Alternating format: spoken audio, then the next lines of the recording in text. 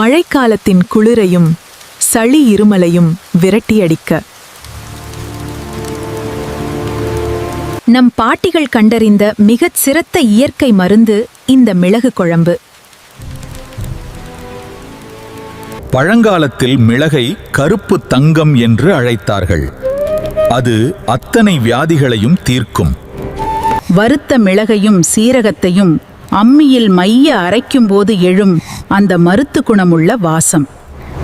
பழைய புளியை நன்கு கரைத்து அதன் சாற்றை எடுத்துக்கொள்ளுங்கள். இந்த குழம்பின் உயிரே செக்கில் ஆட்டிய சுத்தமான நல்லெண்ணெய் தான். தாராளமாக ஊற்றுங்கள்.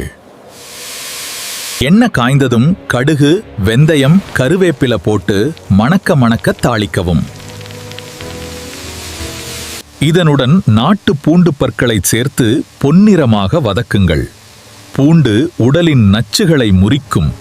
இப்போது நாம் அரைத்து வைத்த அந்த மிளகு விழுதை சேர்த்து எண்ணெயில் நன்றாக வதக்குங்கள்.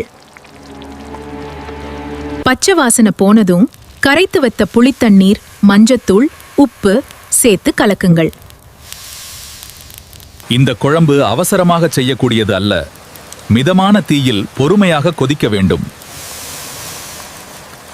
குழம்பு சுண்டி அந்த மிளகின் காரமும் புளியின் சுவையும் ஒன்றிணைந்து கருமையாக மாறும்.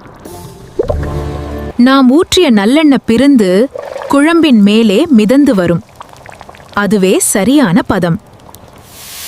இறுதியாக ஒரு சிறிய துண்டு வெல்லம் சேர்த்தால் சுவை அப்படியே தூக்கி கொடுக்கும்.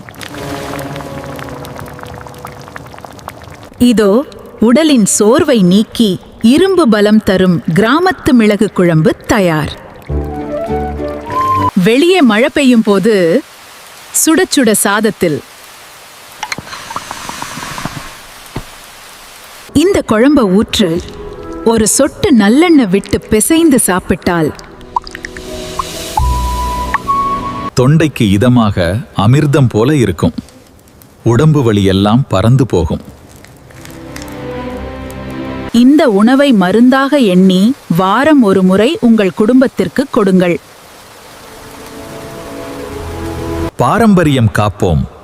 இயற்கை வழியில் ஆரோக்கியமாக வாழ்வோம். நன்றி.